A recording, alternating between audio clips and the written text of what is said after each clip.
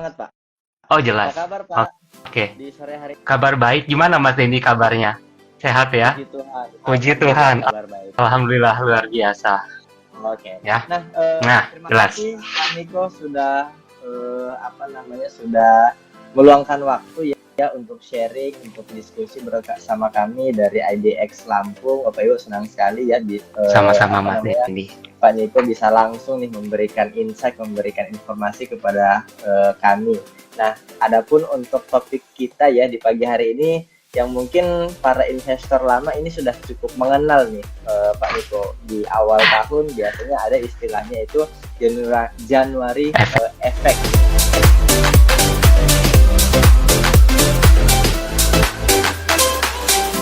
Mungkin bisa dijelaskan sedikit Pak Niko, sebenarnya fenomena apa sih ini yang terjadi di Januari Effect ini Pak Niko? Baik Mas Dendi, jadi memang kalau kita kenal cukup banyak istilah asingnya begitu ya Mas Dendi ya, tapi Betul. katakanlah ini adalah salah satu fenomena unik sebetulnya yang memang kalau kita perhatikan memang hanya ada di bulan Januari begitu. Seorang bankir begitu namanya Sidney B. Pochel pada tahun 1942 katakanlah seperti itu begitu ya. Jadi dia ini lagi berusaha untuk mengamati ceritanya. Ada apa dengan bulan Januari begitu, karena kalau dia lihat begitu ya, pada awal bulan 1 itu selalu saham-saham yang small cap, mid cap itu selalu mengalami yang namanya kenaikan. Bahkan kenaikannya itu lebih tinggi daripada saham-saham yang big cap begitu. Nah, dia itu sudah mengobservasi ini sejak tahun 1925 begitu. Jadi mungkin kita kala itu masih belum lahir tampaknya Mas Dendi begitu ya. Wow, primitif. Seperti pesona dunia lama. Jadi masih dalam antrian buat cetakan kayaknya begitu. Nah, jadi ini yang memang kalau kita perhatikan sebetulnya terus menerus ada. Nah, kalau kita sandingkan begitu ya dengan yang ada di Indo saat ini, kalau kita perhatikan dalam kurun waktu 10 tahun terakhir, katakanlah kita ambil itu dari tahun 2005 16 begitu ya Mas Denny, itu sebetulnya nggak pasti kalau kita bicara bulan 1 itu mengalami yang namanya kenaikan. Kenapa? Kalau kita perhatikan 5 kali naik, 5 kali turun begitu. Jadi tapi kalau kita hitung rata-rata itu sampai dengan saat ini itu naik 0,36%. Nah, tentu ini kan juga nggak hanya bicara Januari Effect yang pasti akan mengalami yang namanya kenaikan, tapi juga kita bicara satu sentimen baik itu global maupun itu dalam negeri itu juga mendukung pastinya. Itu yang dua juga kita juga mesti perhatikan situasi dan kondisi pasar yang ada saat ini. Kira-kira seperti itu Mas Dini gambarannya. Oke, jadi sebenarnya ini tidak paten ya, artinya tidak memang setiap tahun memang terjadi dan yang perlu digarisbawahi tadi dari Pak Niko menarik juga bahwa kita juga melihat dari situasi global dan domestik seperti apa yang kita tahu sekarang bersama kan di global ya, ketegangan di Timur Tengah ini sudah makin meluas gitu kan, kemudian di domestik ini rasa-rasanya investor masih wait and see sampai pemilihan tiba ya, meskipun ada yang mengatakan udah tahu pemenangnya siapa, tapi ya lu bisa aja. Infoin boleh dong Mas Dendi kalau gitu. Siapa yang menang nih kira-kira? Nah, jadi seperti itu ya, para investor rasa-rasanya masih wait and see melihat keadaan baik dari segi global ataupun dari segi domestik. Nah, berarti kalau kita lihat ya untuk menyikapi Januari Effect ini Pak Niko, dan apakah di tahun 2024 ini fenomena itu akan bisa terjadi, artinya memang di bulan Januari ini akan positif. Bagaimana nih strategi investor untuk menyikapi hal tersebut Pak Niko? Baik, jadi kalau ditanya apakah sudah terjadi, mungkin itu sudah terjadi begitu ya Mas Denny. Karena kalau kita perhatikan dari sejak awal tahun sebetulnya IHSG kita ini udah ngegas sepertinya, gaspol begitu ya. Bahkan kalau kita perhatikan itu terjadi pada tanggal 5 Januari 2024 yang dimana saat itu titik tertinggi IHSG itu berada di 7403. Luar biasa ya. Itu jadi kalau kita perhatikan itu IHSG kita tuh sudah mengalami kenaikan sejak tanggal 2 November. Ya memang pasti ada yang namanya koreksi begitu ya Mas Didi. Tapi katakanlah itu wajar sebetulnya karena untuk bisa naik lebih tinggi harus ada koreksi sebetulnya. Dan sejak saat itu sampai dengan kemarin gitu ya, tanggal 5 kemarin itu IHSG naik nggak kunjung berhenti sebetulnya, gas terus. Nah, tapi pada akhirnya balik lagi. Pasar kita ini saat ini kalau kita perhatikan Mas Dendi dominasi oleh yang namanya ekspektasi dan persepsi. Akan apa? Akan penurunan tingkat suku bunga yang konon katanya akan terjadi pada bulan Maret, Mas Dendi. Konon katanya sakitnya karena diguna-guna. Pertanyaannya adalah apakah ini too good to be true untuk menjadi kenyataan? Nah, kalau kita perhatikan sejak bulan 12, gosipnya semakin lama makin kencang. Bahkan kalau kita perhatikan semuanya mengiyakan begitu. Jadi kayak udah nggak mau denger lah gitu kan. Pokoknya Maret The Fed pasti akan pangkas tingkat suku bunga. Tapi ternyata data berkata lain.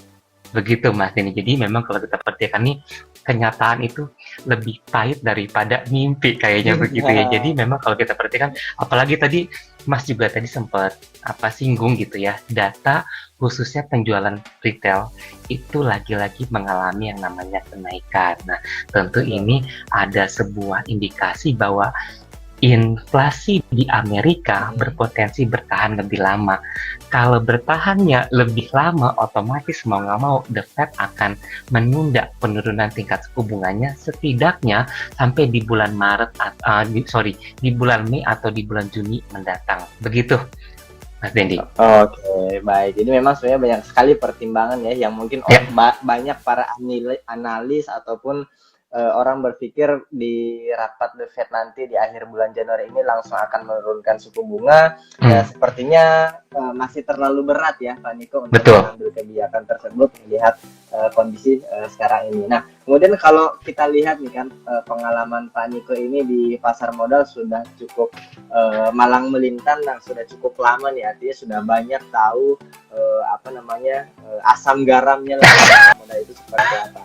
Nah, kalau kita lihat nih Pak, di tahun 2024 di tengah fenomena yang terjadi ya saat ini yang tadi sudah kita sampaikan di awal, kalau kita lihat itu untuk market di 2024 kira-kira akan seperti apa nih Pak? Kalau pandangan dari Pak Niko sendiri Pak? Kalau ditanya market 2024 seperti apa, mungkin boleh mampir ke tempat YouTube-nya Pilar Mas karena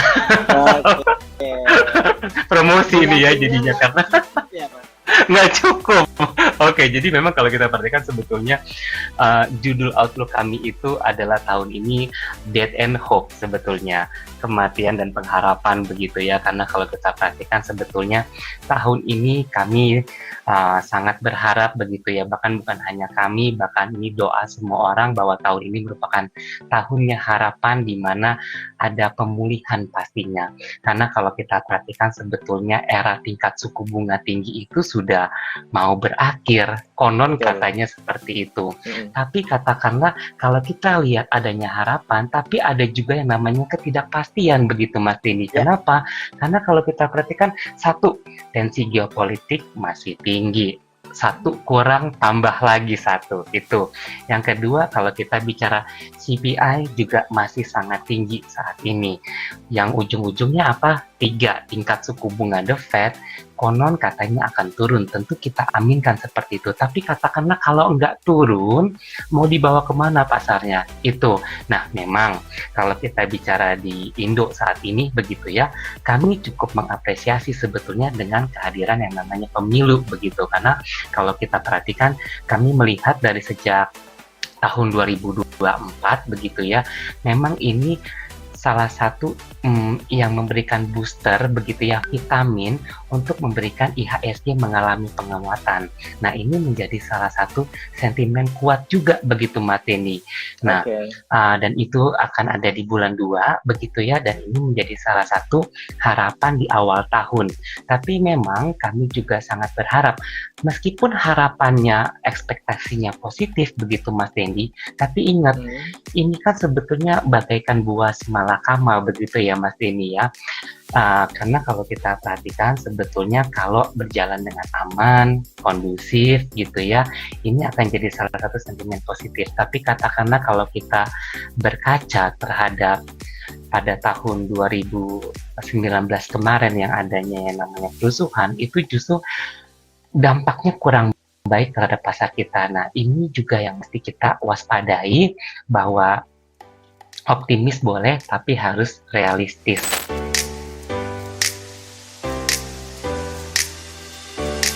Nah, tentu kalau kita bicara penurunan Fed rate, BI rate tentu akan sangat baik dampaknya begitu ya. Kenapa? Karena satu, ada peningkatan daya beli, kedua peningkatan konsumsi, dan yang paling penting ada peningkatan dari sisi investasi. Dan itu artinya saham yang sebagai salah satu alternatif berinvestasi yang punya high risk begitu ya, itu akan digemari begitu, akan kembali dipilih oleh kita untuk berinvestasi, kan begitu. Nah, itu nomor satu. Yang nomor kedua adalah, jadi dampaknya nggak hanya satu sektor aja, meskipun tentu sektor-sektor yang katakanlah gitu ya, seperti properti, otomotif yang memang langsung memiliki korelasi positif terhadap tingkat suku bunga biasanya akan mengalami kenaikan lebih tinggi. Tapi penurunan tingkat suku bunga biasanya akan diapresiasi positif, khususnya untuk semua sektor yang ada di bursa begitu. Tapi ingat, pilih, ada sektor yang terdampak positifnya banyak, ada juga yang dampak positifnya sedikit. Jadi pintar-pintar pilih sektornya, karena dari sektor lah nanti kita bisa memilih saham gacoan mana yang kira-kira berpotensi naiknya banyak gitu Mas Dendi. Oke, nah pasti juga ini pertanyaannya akan berlanjut nih Pak, ketika misalnya memang terjadi penurunan suku bunga, ya kan misalnya. Nah, otomatis akan ada sektor yang mungkin tidak diuntungkan akan kebijakan tersebut. Nah, sektor mana yang kiranya mungkin agak lebih dihindari nih Pak, kalau misalnya memang terjadi penurunan suku bunga Pak? Sebetulnya kalau kita bicara sektor yang kurang senang ketika tingkat suku bunga turun, tuh boleh dikatakan mungkin minim begitu ya, karena minim gitu. Kenapa?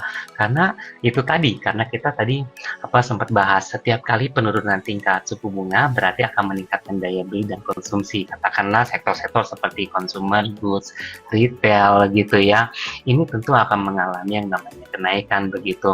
Terus juga kita mesti harus perhatikan juga sektor-sektor yang otomotif, apalagi properti gitu, teknologi gitu, itu tentu akan mendapatkan salah satu apresiasi yang positif begitu ya. Jadi yang saham-saham seperti kayak Goto, Buka nih mungkin akan mengalami yang namanya kenaikan tatkala tingkat suku bunga turun begitu.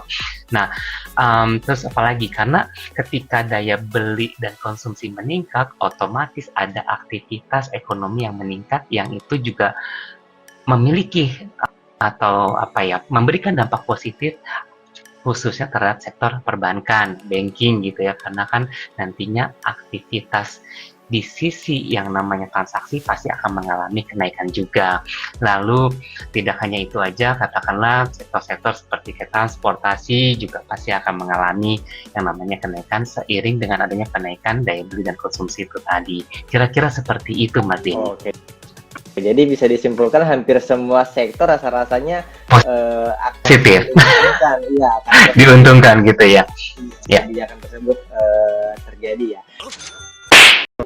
Nah, biasanya juga ya kan, mungkin kalau kita lihat ini fenomena ya, ketegangan yang terjadi di Timur Tengah yang luas, itu kemudian ini mungkin saat ini kita masih dihadapkan dengan ketidakpastian nanti kedepannya akan seperti apa. Ini kan juga salah satu cara bagi investor untuk meminimalisir resiko gitu kan, yaitu dengan memilih surat utang Pak Niko atau obligasi untuk berinvestasi, karena kita tahu itu adalah investasi yang paling minim resiko gitu kan, meskipun kalau dibandingkan dengan saham ini juga ya itu bisa dikatakan resikonya paling minim. Nah, bagaimana kalau kita lihat untuk potensi dari surat utang nih Pak di tahun 2024 ini? Oke, kalau kita bicara obligasi, ini akan menjadi salah satu instrumen investasi yang akan menggiurkan begitu ya. Pastinya tetap nomor 2 setelah saham begitu. Kenapa sih sebetulnya? Karena kalau kita bicara obligasi tentu punya korelasi yang kuat begitu ya. Kenapa? Karena pasangan sehidup sematinya ya tingkat suku bunga begitu. Jadi katakanlah kalau tingkat suku bunganya turun, berarti imbal hasil obligasi turun, harga obligasi biasanya pasti akan mengalami namanya kenaikan. Maka dari itu, namanya penurunan tingkat suku bunga, obligasi pun juga akan joget goyang-goyang begitu, karena harganya pasti akan mengalami yang namanya kenaikan.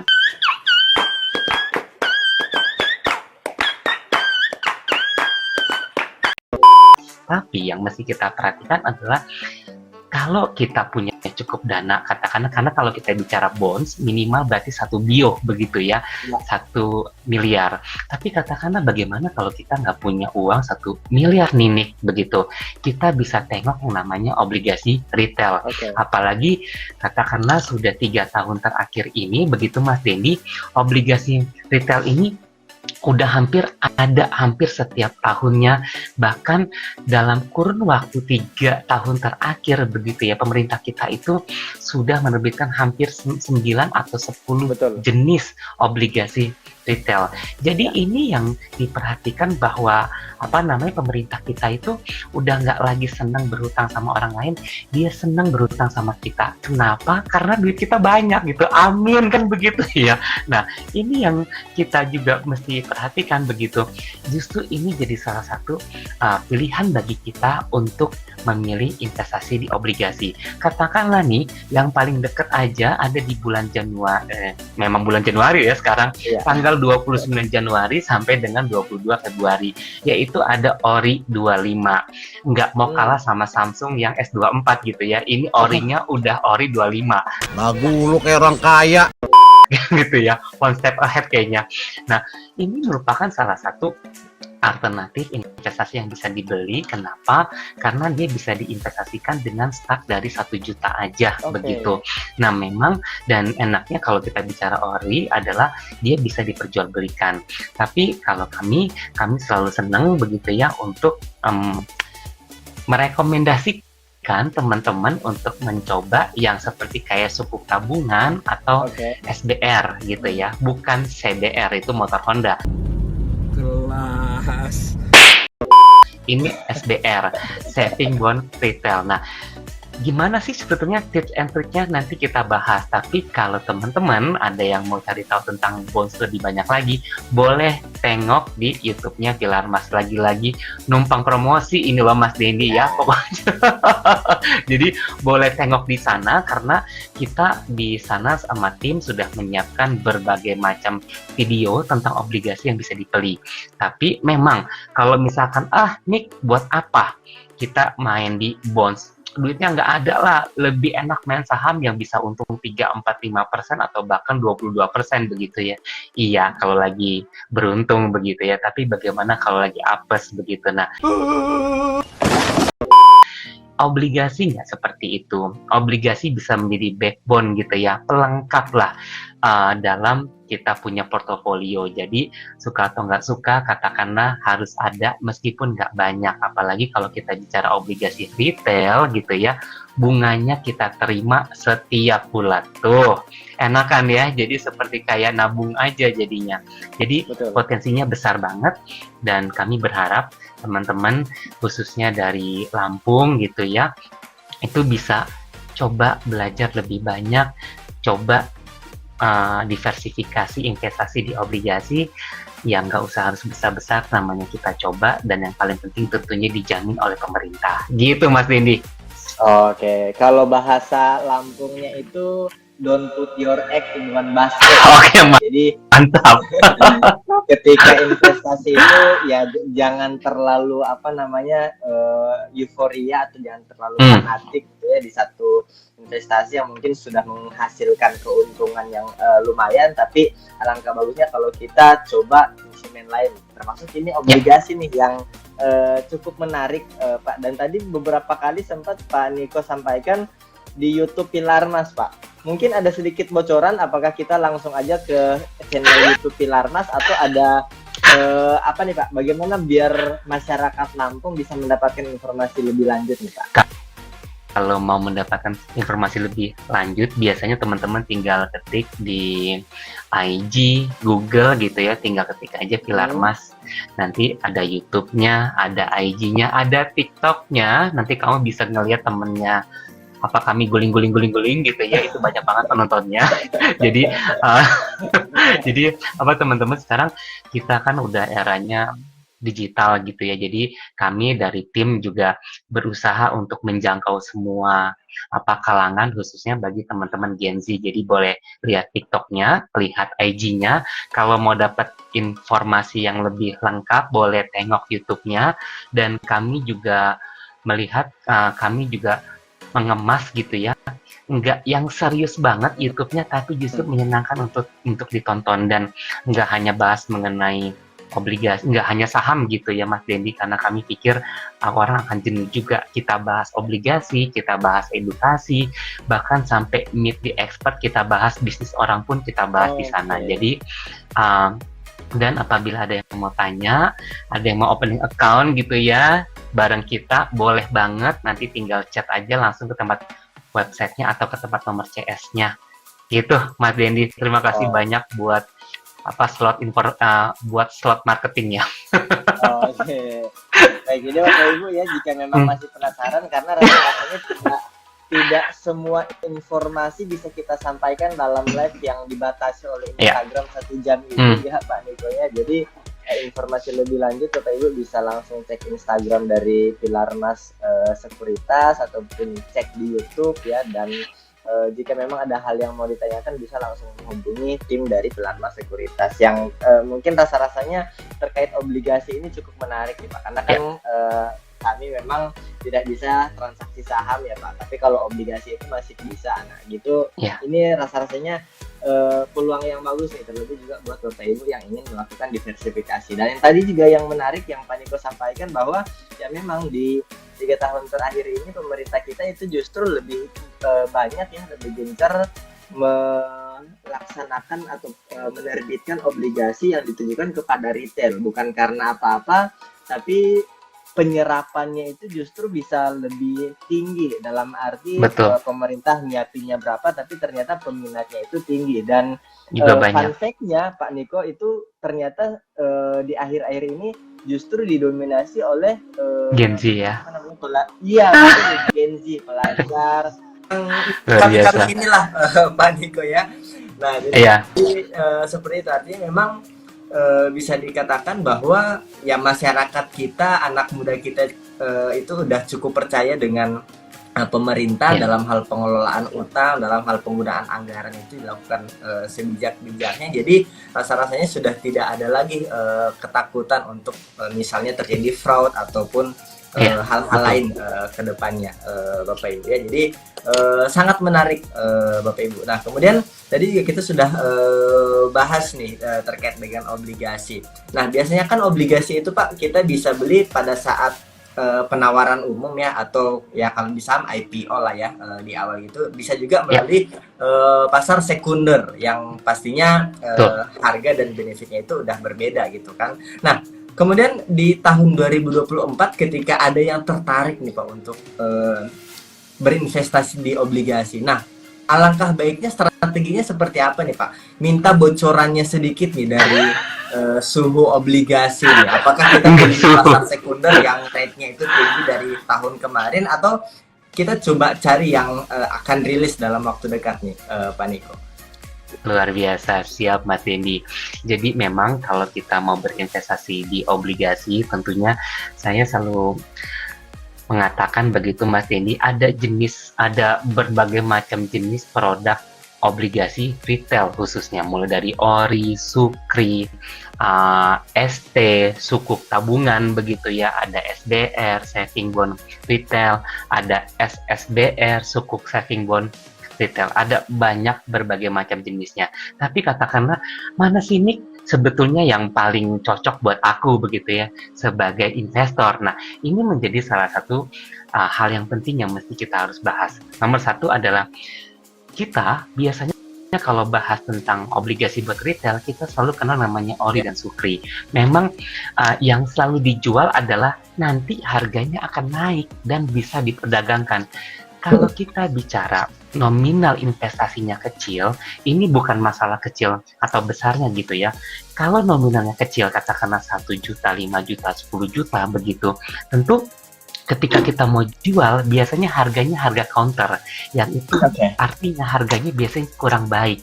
Berbeda ketika kita bicara nominalnya besar, katakanlah 500 juta atau 1 miliar gitu, yang memang harganya akan jauh lebih bagus. Nah, oleh sebab itu, daripada kita alih-alih untuk memberi ORI, SUKRI, kami lebih menyarankan teman-teman untuk masuk ke satu ST. Nah, ini ada ST12.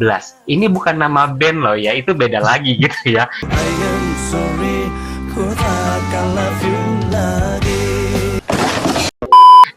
Ini ST12 sukuk tabungan yang ke-12 yang dimana itu akan muncul di bulan April dan Mei, tanggal 26 April hingga 29 Mei. Ini adalah obligasi, jadi ST, SBR, ini adalah dua obligasi retail yang jatuh temponya cuma 2 tahun, lebih pendek daripada ORI atau SUKRI. Yang kedua, bedanya dia juga nggak bisa diperdagangkan, gitu ya. Tapi dia ini punya opsi put, yang itu artinya jadi kalau misal teman-teman butuh dananya nih, katakanlah jatuh temponya 2 tahun begitu, teman-teman butuh dananya, nanti setelah 1 tahunnya habis, teman-teman bisa untuk menggunakan opsi putnya untuk diambil, tapi hanya 50% aja, 50% sisanya baru diambil ketika pas dia jatuh tempo. Dan yang menariknya lagi adalah dia opsi kupon mengambang. Berarti apa? Berarti ada spread premiumnya. Katakanlah 1% begitu ya, katakanlah. Jadi kalau tingkat suku bunga saat ini 6%, teman-teman dapatnya 7%. Katakanlah begitu ya. Nah, semakin tinggi tingkat suku bunganya, berarti teman-teman akan mendapatkan bunga yang lebih besar. Tapi nih, katakanlah kalau tingkat suku bunganya turun nih, apalagi katanya tahun ini gitu ya, tingkat suku bunga akan turun. Rugi dong aku, katakanlah tingkat suku bunganya turun itu hingga ke 2%, misal kata ini mah asumsi, jangan diambil hati gitu ya, turun hingga ke 2% gitu, tambahkan 1%, teman-teman dapat bunga berarti 3% begitu ya. Tapi karena dia ada kupon batas bawahnya di 6%, sekalipun tingkat suku bunga turun, teman-teman tetap dapat 6%. Nah, oleh sebab itu, tahun ini adalah tahun yang tepat untuk membeli obligasi seperti kayak ST, SBR. Kenapa? Karena tingkat suku bunga tuh akan turun, dan ketika tingkat suku bunga turun, teman-teman tetap dapat bunga yang jauh lebih besar. Oleh sebab itu, gunakan kesempatan ini.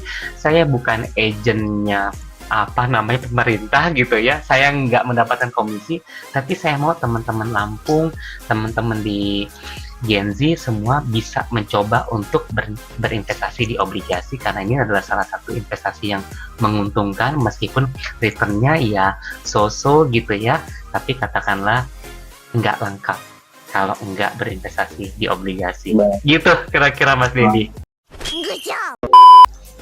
Sangat luar biasa ya Bapak Ibu terkait dengan pengenalan informasi dari obligasi ya. Nah, tadi mungkin ini pertanyaan dari saya sendiri Pak, bukan dari nggak boleh nanya loh anchor. Bukan dari viewers.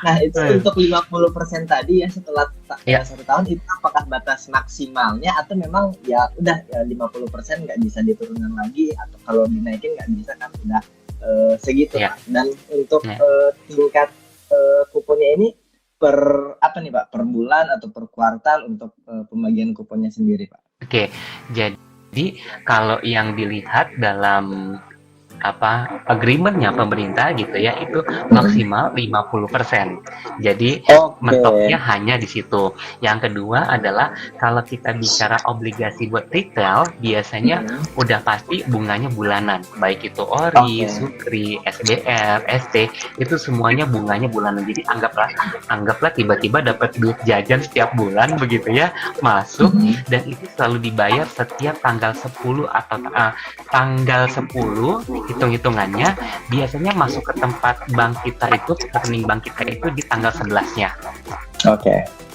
Begitu.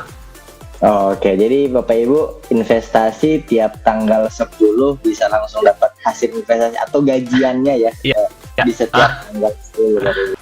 Ya, gaji kami yang sangat sedikit.